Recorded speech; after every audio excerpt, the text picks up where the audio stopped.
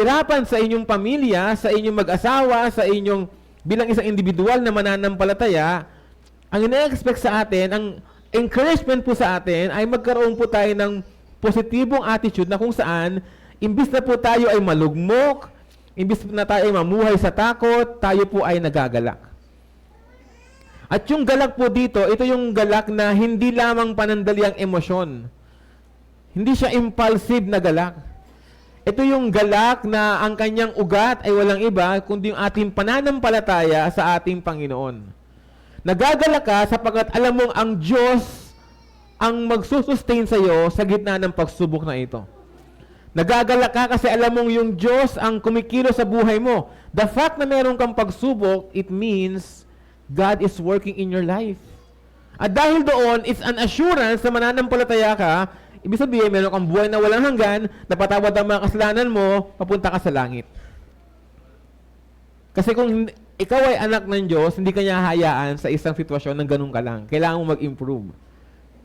So yun po yung sasabi dito ni Santiago, consider it all joy, magala kayo, huwag kayong masyadong malugmok. Okay lang na matakot kayo sa umpisa, na kayo ay mangamba sa umpisa, syempre, hindi mo na-expect yan eh. Pero along the journey, along the trial, dapat po meron tayong joy. Meron tayong kagalakan. Magkaroon po tayo ng positibong pananaw sa ating pong pinagdadaanan ngayon.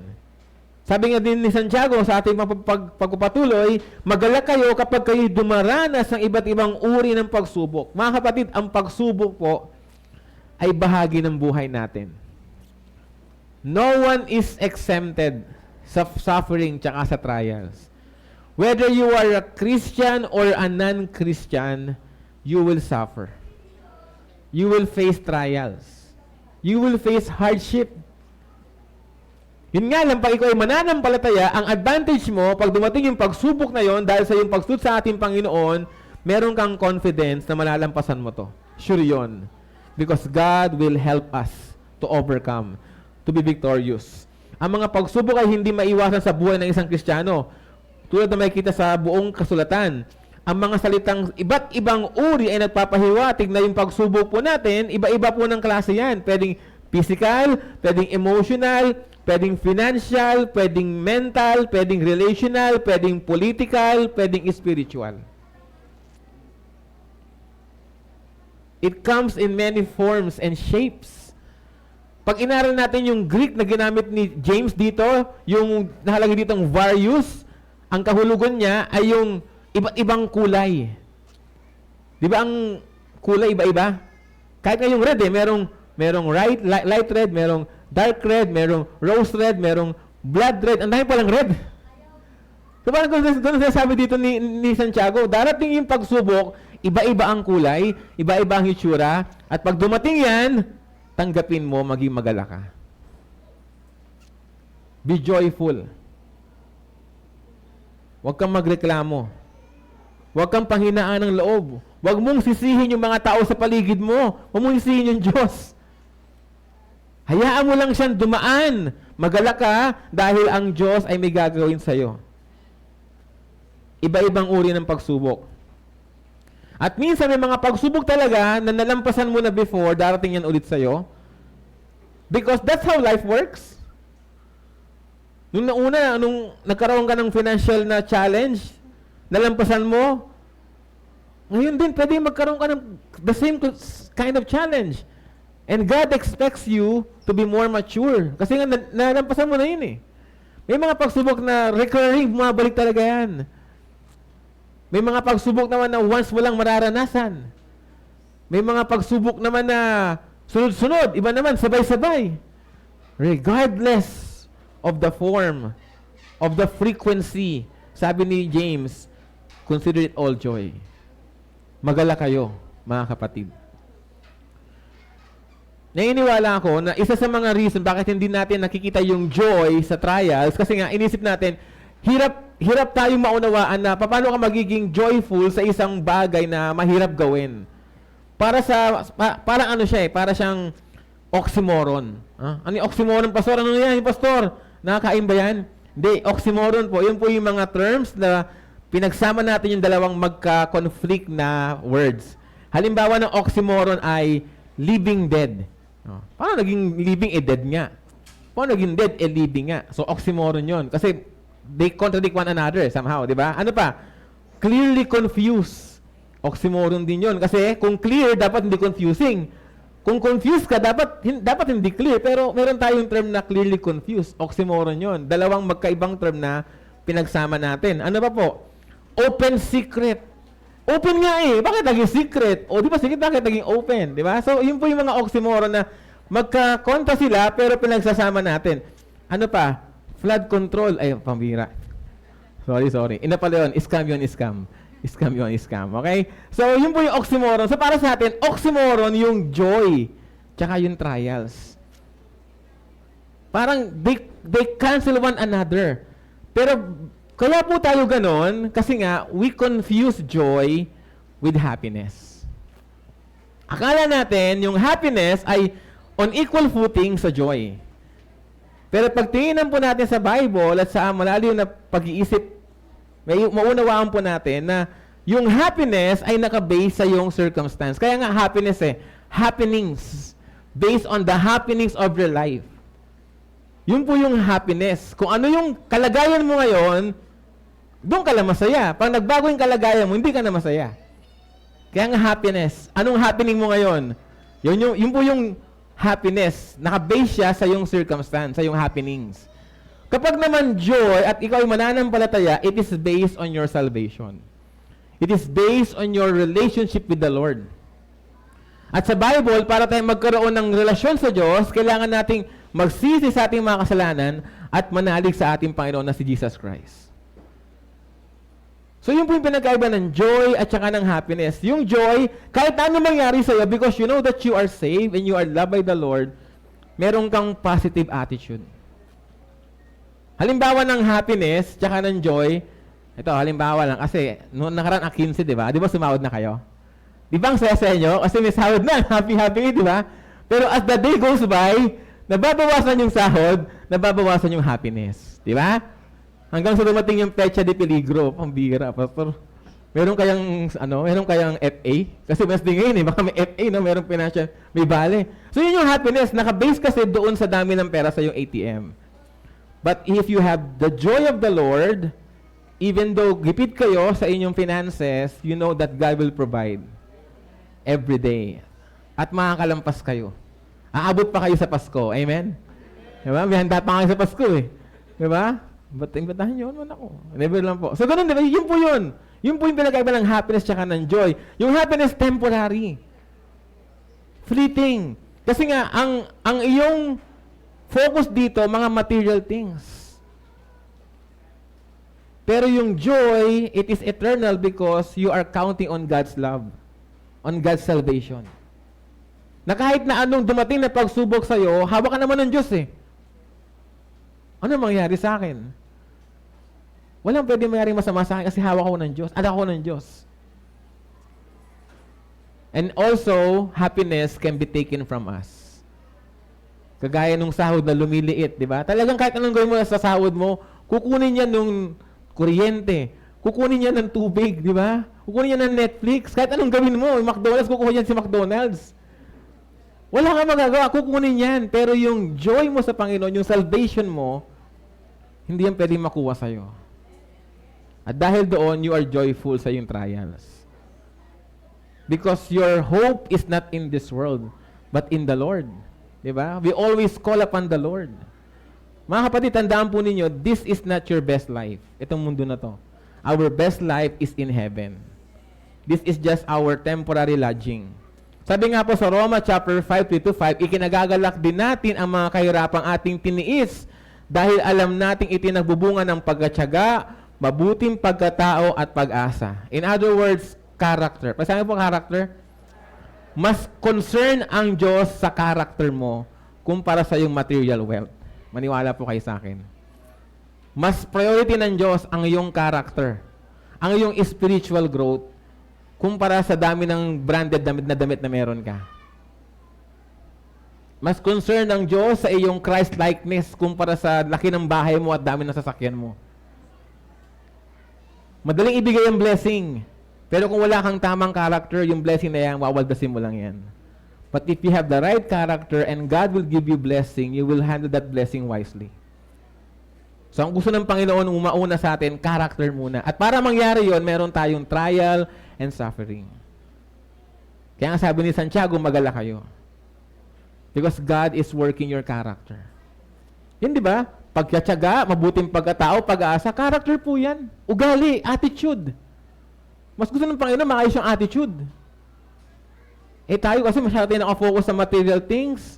Kala natin, yun na yung worth natin, yung kung gaano kadami ang naipundar natin. Walang masamang magpundar, that's good. Pero wag natin dun isabit yung buhay natin.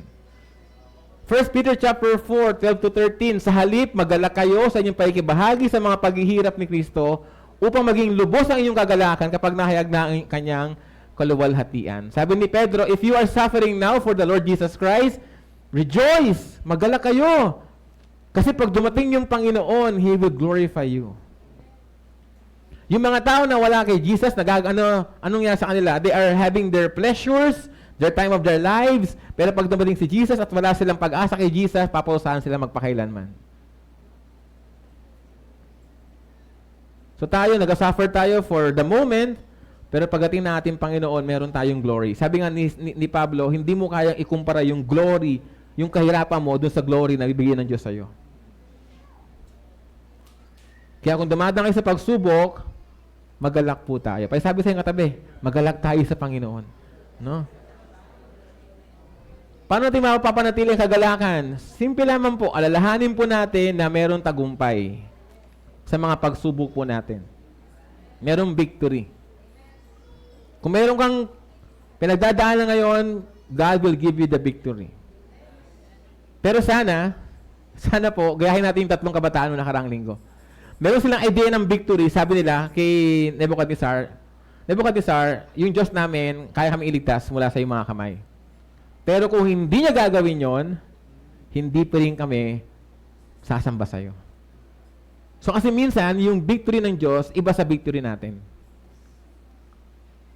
Kaya kung binigyan tayo ng Panginoon ng victory, sana yung victory, yung version niya, ang kunin natin, hindi yung version natin. Kasi pag magkaiba tayo ng Panginoon minsan, expectations nagbabangga Pero nevertheless, God will give you victory. You will overcome. Okay? Then, magpasalamat tayo sa Diyos sa lahat ng pagpapala. Possible kaya tayo binigyan ng Panginoon ng pagsubok kasi that is our moment to appreciate the things that matter most sa buhay. Nung dumating yung pandemic, di ba naunawaan natin, meron pala mental health? Pinabalo-bala lang natin mental health, pero nung dumating pandemic, naunawaan natin, mahalaga din pala mental health. Mahalaga pala yung vitamin C, yung immune system natin, pinapalakas natin. Because nung pandemic, ang daming nagkasakit sa atin, daming din naman ng COVID. And then we became more serious about our health. So baka ganun ang ginagawa ng Diyos sa'yo, kaya kanya binigyan ng pagsubok kasi meron siyang gustong ituro sa'yo na hindi mo na-appreciate na galing sa Kanya. Be thankful sa mga blessings po natin. And also, basahin po natin Romans chapter 8 verse 28. Na sinasabi po doon, all things work together for good to those who love God, who are being called according to His purpose. Lahat na nangyayari sa atin, merong magandang palutunguhan kapag Diyos ang pinagkatiwalaan po natin. So yun po yung unang pakinabang. Meron po tayong kagalakan sa ating pong pagsubok. Pangalawa ay katatagan ng pananampalataya. Santiago chapter 1 verse 3. Sabi po doon ni Santiago, dapat ninyong malaman na nagiging matatag ang inyong pananampalataya sa pamamagitan ng mga pagsubok. Mas concern ang Panginoon sa ating spiritual growth, sa ating character, kumpara sa mga material blessings na ating hinahanap-hanap. Ulitin ko po yun sa inyo. Because pag po kasi dumadante sa pagsubok, na tinanggal sa atin ng Panginoon yung pinakamamahal natin, nagreklamo tayo sa Kanya. Ang goal nga ni Lord, bigyan ka ng magandang character. Ang goal ng Panginoon sa pagsubok ay paratagin ka bilang isang individual. It is not meant to destroy you, but to empower you. Kaya kung meron kayong pinagdadaanan ngayon as a family na pagsubok, wag naman sana kayong magkawatak-watak because of that trial. Do your best to make your family intact. Because that is the goal of the trial, para mas maging matatag kayo. Para mas lalo kayong magmahalan, magsama-sama. At bilang isang individual na mananampalataya, God has given you that trial because He wants you to be mature. At isa po yan sa tema ni Santiago sa kanyang sulat. Palagi niyang, ang kanyang binabanggit dito, maging mature tayong mananampalataya. Ang mature na mananampalataya, joyful sa trial. Ang mature na mananampalataya, walang favoritism. Andun yun sa kanyang sulat. Ang mature na mananampalataya, hindi basta-basta gumagamit ng dila na walang kwenta. Di ba, andun din yun sa, sa kanyang sulat, yung tang. Ang mature na mananampalataya ay merong works, hindi lang siya puro faith. It's all about maturity. And that's the goal. For you to be mature in your faith. Tingnan po natin, si Joseph, na dati po siyang slave, matinding pinagdaanan niya, pero anong ginawa sa kanya ng Panginoon? Siya din po ay nirescue ng ating Panginoon. Ipinagbili si Joseph sa pagkakaalipin, inaresto, sa mga huwad na paratang, hanggang maging pangalawang pinakamakapangyarihang tao sa Egypt. The second most powerful man in the world was Joseph nung panahon niya, pero anong pinagdaanan niya? Ano yung process niya? Di ba hindi maganda? Pero ginamit yun ng Diyos para ihanda siya sa ganung klase ng position. What if God is giving you that specific trial because He wants you to promote someday? Pwede kaya yun? Na kaya ka dumadaan sa kanya kasi meron namang promotion sa bandang dulo. Kailangan ka lang tulungan ng Panginoon ng magandang attitude para pag dumating yung araw na yun, handa ka na. Di ba? Si David, from shepherd to king. Ang tapang niya nung harapin niya si Goliath eh. Yung mga kababayan niya, takot na takot ni Goliath. Siya ang tapang niya. Saan siya humugutan tapang? Anong sabi niya? Si Yahweh na nagprotekta sa akin sa mga leon at sa mga oso, siya mag-ingat sa akin dito sa hentil na to na hindi naman tuli.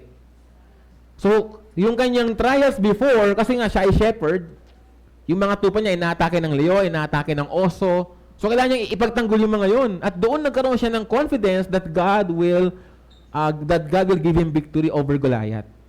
So, ganun din po sa inyo mga kapatid, yung mga past trials ninyo, mga past sufferings ninyo, they should empower you today. Kasi nagmamature kayo eh.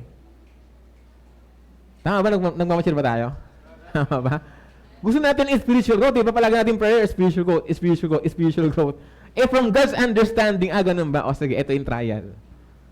Yun yung paraan niya ng spiritual growth, trial and suffering. Kaya nga sabi ni Santiago, magalak ka kasi nga, nag-grow ka. You are improving.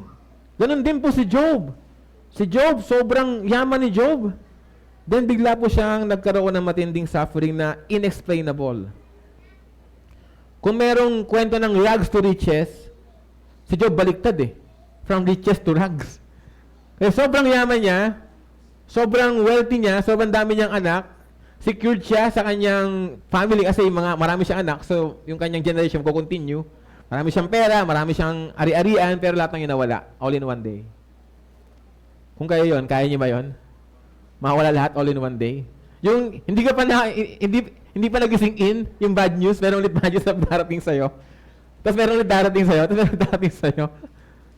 Pero nakakatawa kay Job, hindi niya tinatawa ang ating Panginoon. That's maturity. Anong sabi niya sa kanyang asawa na sinasabi sa kanyang, itakwil mo na yung Diyos para matay ka na? Anong sabi niya? Bakit? Puro lang ba good things ang pwede natin makuha sa ating Panginoon? Puro lang ba easy life ang pwede mo expect sa ating Panginoon? Di ba pwedeng hard life, enduring life ang pwede natin matanggap sa Kanya?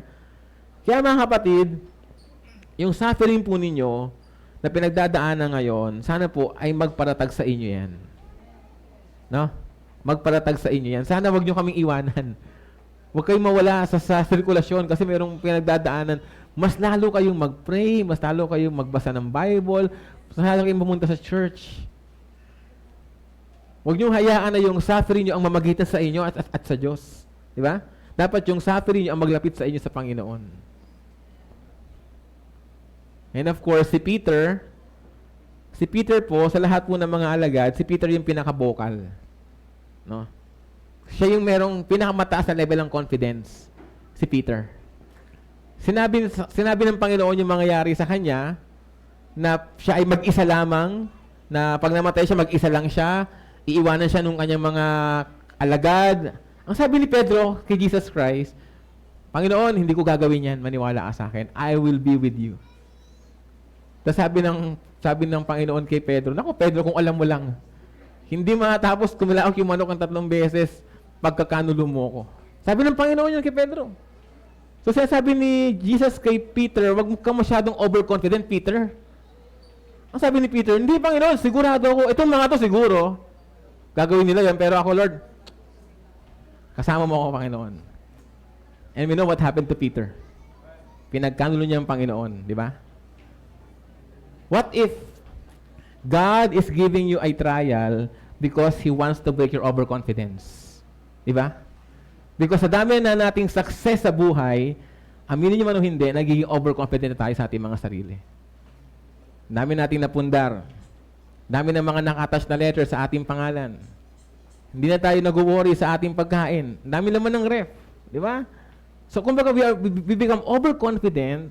Kagaya ni Peter, hindi ko na maranasan siguro yung dati kong buhay, walang gagawin. Everything is good. Pero what if God will bring you a trial to break you? Kasi ayaw ng Panginoon maging overconfident ka sa mga material na bagay. Kagaya ni Pedro. Binasa siya ng Panginoon. Umiyak siya nung gabing yon. The most heartbreaking night kay Peter. Bago mangyari yun, ang sobrang tiwala siya sa kanyang sarili, then God broke him. Tapos saka siya inangat ulit. Because that's the lesson, Peter. Don't rely on your confidence. Rely on me. Kung anong sinabi ko, yun ang paniwalaan mo. Huwag ka nang kumontra, Pedro. At ganoon din po tayo mga kapatid. Sometimes, gaya sabi ko nung nag-preach ako ng first Sunday, sabi ni C.S. Lewis, suffering is God's megaphone. Because we become overconfident to ourselves. Lahat ng meron tayo, tandaan niyo po ito lahat ng meron tayo, God can take that away in a snap. He can do that. Kaya huwag tayong magtiwala sa mga material things. Magtiwala tayo sa ating Panginoon. And that's the purpose of trial. It brings you back to reality. You don't own anything in this world. I'm the owner. Rely on me. Rest in me. Kaya nga po, ito si Pedro, sabi niya mismo to, 1 Peter chapter 1 verse 7, ang ginto, bagamat masisira, ay pinapadaan sa apoy upang malaman kung talagang dalisay. Gayon din naman ang inyong pananampalataya na higit na mahalaga kaysa ginto. Noong unang panahon, yung mga ginto, may halo yon. May halong copper, may halong bronze. So anong gagawin ng alahera para malaman niya kung ano yung ginto? Yung gintong nabili niya, idadaan niya yun sa apoy. Kasi yung apoy na yon, tutunawin yung ginto at pag natunaw yung ginto, lalabas yung mga impurities. Ang makukuha niya ngayon, yung totoong ginto, yung dalisay na ginto. At yung apoy na ginagamit ay hindi yung apoy na pangprito ng itlog. Ito yung pinakamalakas na apoy kasi kailangan mo matunaw yung ginto sa pinakamataas na temperature. If our faith is more precious than gold, God will test that through the fire. Para lalabas na pananampalataya, pure at dalisay. And that's the point of your trial. Kasi gusto ng Lord, maging pure ka, maging dalisay ka sa Kanya. Kaya huwag kang magtatampo. Sabi ni Santiago, magalak ka because God is at work. Hindi kanya pinababayaan. Sabi nga sa Isaiah 41 verse 10, ako isa sa iyo, huwag kang matakot. Ako ang iyong Diyos. Hindi ka dapat mangamba. Palalakasin kita, tutulungan kita, iingatan at ililigtas. Saan nakaangkla yung pangakong yan? Sa character ng Diyos. I am God. I am with you. Do not be afraid. I am the creator of the whole universe. Lahat nagsasabit sa akin. Ako ang kakampi mo. Sino ka manatakot? Sino pwedeng gumalaw sa iyo? Ako ang kakampi mo eh. Kung ginalaw ka man nila, because they asked my permission. Yan mga kapatid, kung naman po pinagdadaanan po natin, again, yan po ay para tayo tumatag sa ating pananampalataya. Para yan mag-mature tayo. Kaya po kung tayo dumadaan sa pagsubok, syempre, mas lalo tayong manalangin at magtiwala sa Diyos, mas lalo tayong magbasa ng Bible, mas lalo natin tanggapin yung mga pagsubok na yan bilang oportunidad na mahalin ng Panginoon at siya ay paglingkuran. Okay po? So yun po yung pangalawa. So yung una po, kagalakan. Pangalawa, karatagan. At yung pangatlo po nating point ay kabuuan ng paglago. Nasa ano po yun? Verse 4, nakalagay po dyan, at dapat kayong magpakatatag hanggang wakas upang kayo'y maging ganap at walang pagkukulang. maging complete, maging mature, maging matatag. Okay? Meron po ditong quotation, medyo mahaba po yung quotation, pero babasahin ko po, then I'll explain. Sabi po dito, "It is indeed certain that all senses of our nature are so formed that every trial produces in us grief and sorrow. And no one of us can so far divest himself of his nature as not to grieve and be sorrowful whenever he feels any evil. But this does not prevent the children of God to rise by the guidance of the Holy Spirit above the sorrow of the flesh. Hence, it is that in the midst of trouble, they cease not to rejoice." So, sasabi lang po dito ni John Calvin, pag dumating yung pagsubok sa'yo, normal lang na ang initial reaction mo matakot. Mangamba, kabahan. Kasi nga, nakakatakot kaya yun. Yung merong darating sa yung bill, tapos 5 digits. Ano nangyari ito? Yung kuryente ko, 5 digits. Wala naman nakuha ano rito. Hindi naman to 7-Eleven. Di ba? O kaya, kakausapin ka ng HR. Sabihin sa'yo, yung ating company may pinagdadaan na financial struggle, nagkakaroon kami ng redundancy program, so kailangan namin mag-lay off, kasama ka doon. Di ba? Saya-saya mong pumasok, nag-timing ka, saya-saya ng buhay mo, sabi ng HR, 1 buwan na lang, wala ka ng trabaho. Or meron ka lang nararamdaman, nagpa-check ka pa sa doktor, nagkaroon ng lab test, tapos nung binasa yung lab test, sinabi sa'yo, ito yung sakit mo, terminal disease. So, it's normal for us, kapag meron mga ganung klase ng bad news, talaga matakot tayo. It's normal for us na tayo kabahan, mangamba, pero hindi yun na magde-define ng ating journey. Kaya sabi doon, yung naka-red, we will rise on the occasion because God is with us. So, umpisa lang tayo manatakot. Pero pag sumama tayo sa Panginoon sa biyaheng to, may kita natin, magtatagumpay tayo sa dulo. Tatatag tayo. So, umpisa lang dapat yon. Hindi yung buong buhay mo, takot ka na, hindi ka na makamove on. Wala ka nang ginawa. Sabi nga po sa Hebrews chapter 12 verse 11, habang tayo tinutuwid, hindi tayo natutuwa, kundi naghihinagpis, ngunit pagkatapos niyon, mararanasan natin ang kapayapaang bunga ng pagkasanay sa matuwid na pamumuhay. So sa una lang po talaga siya mahirap. Pero when you understand God's plan, when you understand God's love, maunawaan natin, ay maganda rin pala ang epekto nito sa akin. Alam niyo po ba mga kapatid, isa po sa mga purpose ng trial is so that you will know God more. Balikan natin yung unang Sunday. Asa sila? Nasa laot, tapos nasa bangka, tapos ang lakas ng alon, di ba? Di ba takot na takot sila? Mismo yung mga mahingisda, apat sila doon, takot na takot sila. Ang inaasahan yung karpintero na ang alam lang magmasilya. Di ba? Tapos anong ginawa nila nung after ni Jesus patigilin yung bagyo? Ano nangyari sa kanila? Di ba natakot sila kay Jesus Christ? Parang naisip nila mas mapangali pala si Jesus kumpara sa bagyo. Nung araw na yon, they saw a different Jesus through that trial. So it is possible na meron kang trial because God wants you to know Him more. Di ba? You can never know God na siya ay healer kung wala kang sakit. Amen? You can never know God na provider kung di kayo magigipit. Amen? So those trials are used by God because He wants you to know Him more. Because merong bagong character ang mag-unfold about God. Yun yung isa pang purpose ng trial. Kaya nga sabi dito, okay lang. Sa una lang tayo nagrereklamo pero maunawaan natin meron palang plano sa dulo. And praise the Lord for that. Diba? Ito na po, sabi ni Pablo, 2 Corinthians chapter 12, 9 hanggang 10, ang kagandahang loob ko ay sapat na para sa iyo, sapagkat lubusang nahahayag ang aking kapangyarihan kapag ikaw ay mahina. Si Apostol Pablo po, siguro siya yung pinakamagaling na Christian na nabuhay. Kasi ang dami niyang na-plant na church, ang dami niyang naisulat na mga books sa New Testament, ang dami niyang converts, ang dami niyang mga partners sa ministry. Kumbaga, ang dami niyang success sa Christian life, di ba? Para talaga siyang perfect Christian, Apostle Paul. At ako, kapag nag-pray si Pablo, sasagutin ni Jesus Christ yun. Knowing his caliber, di ba? Dito po, sa 2 Corinthians chapter 12, nag-pray si Pablo ng isang thorn in the flesh. Merong siyang tinitiis sa kanyang physical na body. Na pinapahirapan siya. At ang sabi niya kay Jesus, Lord, please take it away. Sagot ni Jesus, hindi. No? Ang kagandahang loob ko ay sapat na para sa'yo. My grace is sufficient for you. And that's the goal. Kaya ka binigyan ng Lord ng ganyang klase ng trial kasi gusto niyang umasa ka sa kanyang biyaya. Because when we are weak, He is strong. When we are weak, we rely more on Him. So ano man yung trial mo, kapatid, tapusin mo yan. Kasi sa bandang dulo niyan, lalago ka, magtatagumpay ka.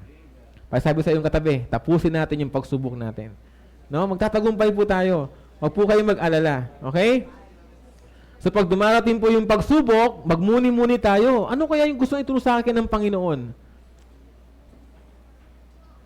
Ano kaya yung gusto niyang malaman ko? Meron kaya akong kailangang ayusin sa aking mga priorities? Kaya meron akong ganitong klase ng pagsubok ngayon? Meron kaya akong asal na kailangang baguhin? Pag-uugali na kailangan tanggalin? Meron kaya akong kailangang alisin ng mga kaibigan? Meron kaya akong kailangang baguhin sa aking pananaw sa buhay? Kaya meron ganitong klase ng trial? Deep thinking. Hindi yung parang katapusan ng mundo, wala na akong trabaho, wala na. Hindi na makapag-Netflix, hindi na makakaakit ng bundok, wala na akong luwalwala. Para namang mag-isip ka ng malalim, ano kaya ang lesson ng Lord sa'yo? Diba? Yun yung una mong gawin, hindi magreklamo ka. Then, gumawa ng mga pangako. Ngayong linggo, I want you to promise, ano man mangyari sa inyo ngayong linggo, huwag kayong magreklamo. Bago sabihin nyo, Lord, thank you. Pwede ba kaya yun? Ano man ang hindi maganda mangyari sa atin, imbis na magreklamo tayo, sabihin na, Lord, thank you. Traffic bukas, sigurado. No. Nasa sa mga tagalingunan. Mga EDSA, traffic. Pwede bang imbis na magreklamo kayo, sabihin nyo, Lord, thank you sa traffic. Thank you talaga, Lord, thank you talaga. Mataas ang bill nyo siguro kasi nag-aircon kayo eh. Pwede bang magpasalamat sa Panginoon? Pwede bang yun ang ating initial reaction sa mga trial na yan? Magpasalamat sa Panginoon. Lord, thank you po Then pangatlo, hilingin natin sa Diyos sa tulungan tayo sa ating paglago. Hilingin natin sa Panginoon na bigyan tayo ng tamang perspective. Parang ano lang yung mga kapatid Hindi ko alam kung naabutan yung cross-stitch. Diba? Sa mga nakaabot ng cross-stitch, yung cross-stitch, meron siyang side na maganda, diba? Pero yung kabilang side ng cross-stitch, it doesn't make any sense, diba? Ang pangit naman na ito, what if nakatingin ka dun sa isa sa side na yon? Na pag pinatapos mo yung Diyos sa kanyang pag-cross-stitch, papakita yung kabilang side, o di ba maganda pala? We just allow God to change our perspective. So yun po yung ating lesson ngayon. Kagalakan sa pagsubok, makapakinabang, katatagan, at kabuuan ng paglago. So, ito po yung aking challenge sa bawat isa. Meron pong isang Kristiyano, ang pangalan po niya ay si Andrew Murray. Isa po siyang missionary at hindi naging madali yung kanyang buhay bilang isang missionary. So, shinare po niya ano yung kanyang formula pag dumadaan siya sa matinding pagsubok. So, tinan po natin yung sabi niya. Sabi niya, in times of trouble, first, I say to myself, God brought me here. It is by His will I am in this place. In that I will rest. Yun ang sabi niya. Kaya ako nandito kasi Diyos ang nagdala sa akin dito. Dahil doon, okay na ako. Okay na ako. Kasi Diyos naman nagdala sa akin dito eh. Pangalawa, next, He will keep me in His love and give me grace in this trial to behave as His child. Again, character. Yung Panginoon ko na naglagay sa akin dito, mahal niya ako, hindi niya pababayaan, may gusto siyang ayusin sa akin. Yun yung pangalawang ginagawa niya. Pangatlong reminder niya, then He will make the trial a blessing. Yun yung miracle. Ugly circumstance will be turned into a victorious moment for you. Teaching me lessons He intends me to learn and working in me the grace He means to bestow. Kasi nga, it's a teaching moment with you and God. At yung panghuli, last, in His good time, He can bring me out again, how and when He knows. In other words, bahala ang Diyos sa akin. Diba? Bahala ang Diyos sa akin. Basta susunod ako sa Kanya. Gagawin kong kalooban niya kahit na nahirapan ako kasi Diyos naman ang mag-aalis sa akin dito. So in times of suffering, I am here by God's appointment in His keeping under His training for His time. Amen? Mahal tayo ng Diyos, mga kapatid. Hindi niya tayo dadalhin sa isang lugar na hindi niya tayo kayang iligtas. Mahal tayo ng Panginoon. At ang best part noon, nandun siya kasama natin. Okay? So mag-pray po ako ngayon. Tapos meron po tayong maikling sermon reflection. Ginagawa po natin to kasi gusto po nating magkaroon din tayo ng fellowship sa isa't isa. Okay? So after po ng prayer ko, sermon reflection po tayo for 5 minutes. Then yun na pong